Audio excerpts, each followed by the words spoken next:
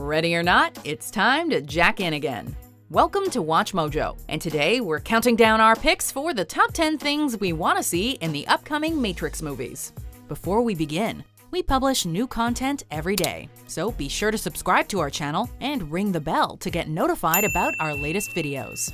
For this list, we're looking at the recently announced new movies set within the world of the Matrix, and talking about some of the key things we'd like to see included and explored as this universe expands.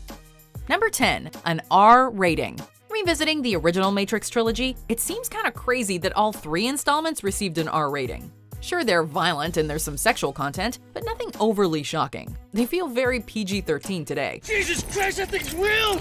Be that as it may, we'd like to see any new Matrix films really earn that R rating. The action, CGI, and fight sequences were groundbreaking in 1999, but the world has since caught up. Could we move along?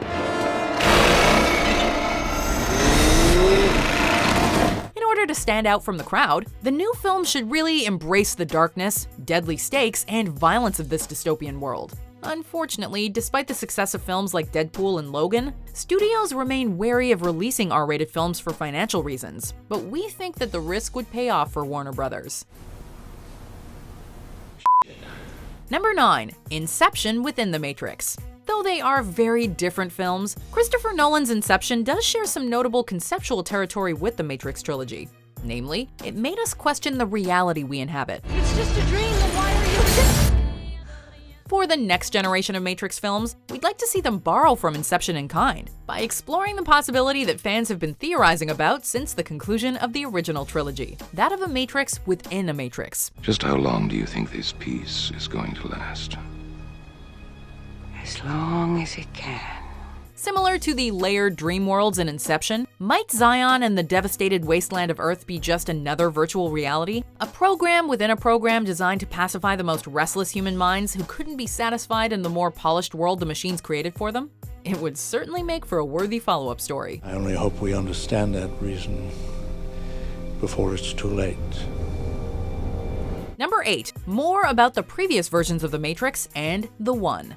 As we learn from the architect, the Matrix from which Neo escapes is not the first of its kind. The Matrix is older than you know. I prefer counting from the emergence of one integral anomaly to the emergence of the next, in which case this is the 6th version. The earliest version of the Matrix was a paradise, but it crashed. The second version introduced cause and effect and was, quote, grotesque, but it also failed. On his third attempt, the architect seemingly got it right, but even so, the Matrix needs to be reloaded every 100 years or so. But rest assured, this will be the 6th time we have destroyed it, and we have become exceedingly efficient at it. Central to this cycle is The One, a savior archetype of which Neo is actually the 6th incarnation. Though we already know that each of these past iterations of the Matrix was doomed, it would be fascinating to dive deeper into that history, maybe even meeting Neo's predecessors. Choice. The problem is choice. Number 7, more of the Matrix. The Matrix looks like our reality, but that is not Chicago.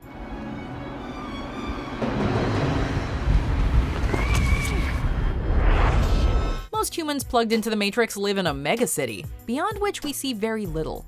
But what is the full extent of the Matrix? What of the other cities referenced in the films? Did the architect design an entire simulated Earth? Would you eventually hit an impassable mountain range or invisible barrier like in a video game? We'd love to see a character using back doors to give us a better picture of this virtual world. These are back doors, aren't they? Programmer access. Of course, if the new film is a prequel, it'd also be interesting to delve deeper into the implementation of the Matrix, following the experience of individuals as they were taken to be made into living batteries. The machines turned to an alternate and readily available power supply, the bioelectric, thermal, and kinetic energies of the human body. Number 6, Trinitys Origins. It goes without saying, but Carrie-Anne Moss's character in The Matrix is much more than a love interest. Dodge this. She is a hero in her own right, and was actively taking the fight to their machine overlords long before Neo's mind was freed. Within the Matrix, Trinity was a legendary hacker, and her exploits caught the attention of Morpheus, who helped to liberate her like he later did Neo. Though we love Trinity's arc in the original trilogy, we feel like her backstory and pre-trilogy exploits warrant more attention and would make for a thrilling cinematic journey.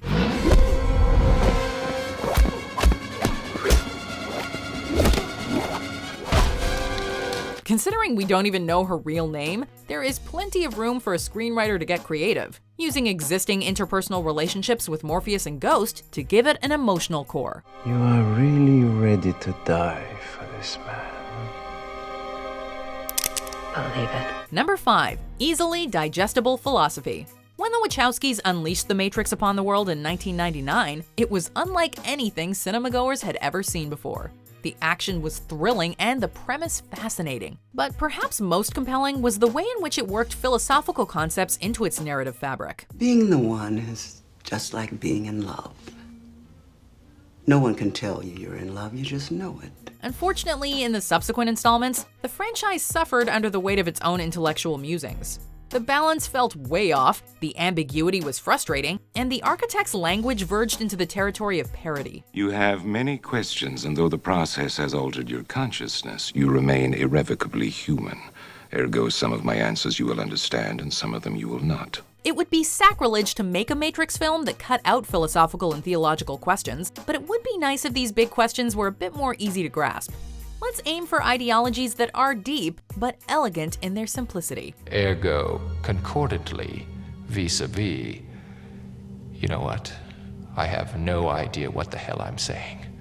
I just thought it would make me sound cool. Number 4. A better look at machine civilization. We feel like we were barely scratching the surface of what the machine world had to offer in the original trilogy. Though the Animatrix did delve into the rise of the machines and the subsequent war, we never get a very clear picture of machine civilization after they've won. What sort of organizational structure do they have? Did they spread from the city of 01 to cover the globe? Is their society a strictly utilitarian one, or with the birth of AI, did the machines also pursue quality of life? The programs certainly seem to have personalities and wants, so we can only assume that they've developed some sort of interpersonal dynamics. We'd love to take a closer look at the machine world. What do you want? Peace. Number 3. Following a battery who wakes up. In the 1999 film, Neo awakens from his pod disoriented, but is quickly rescued by Morpheus and the crew of the Nebuchadnezzar. What if, however, you woke up and there was no one there to get you?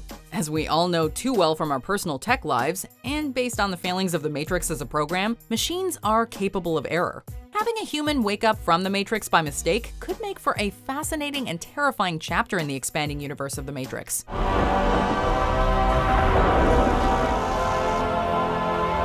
We could follow the characters as they attempt to avoid detection, desperately trying to survive in the wasteland before meeting the Resistance or yet unheard of group of survivors.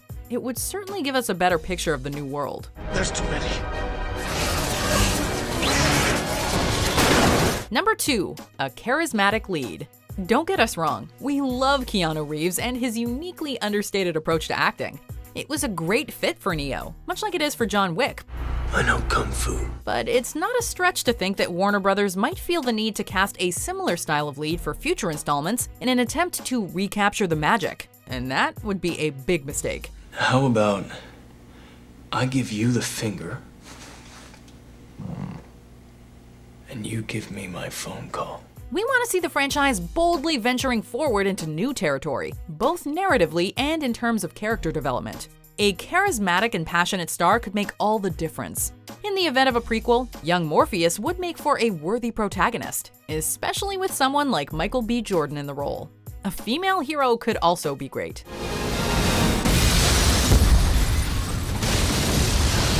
Before we unveil our number 1 pick, here are some honorable mentions.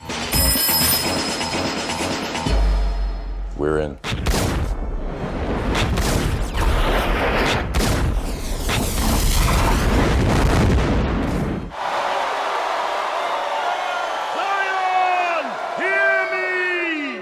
It is only a game. So is this? Have fun. I know he'd love it. Will we ever see him again?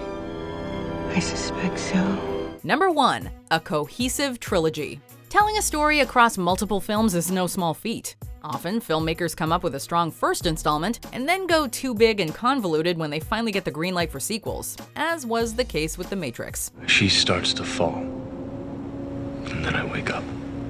Now that's up. The potential of this franchise is already proven. The real risk, quite frankly, comes from trying to play it too safe or to design the films by committee. Find a screenwriter and director who you trust and let them develop a single well-paced story spread across 3 films.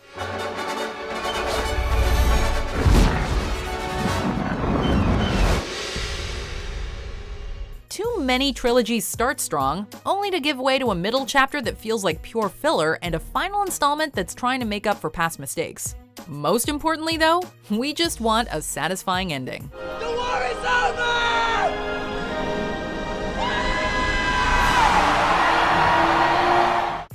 Do you agree with our picks? Check out these other great clips from WatchMojo, and be sure to subscribe and ring the bell to be notified about our latest videos.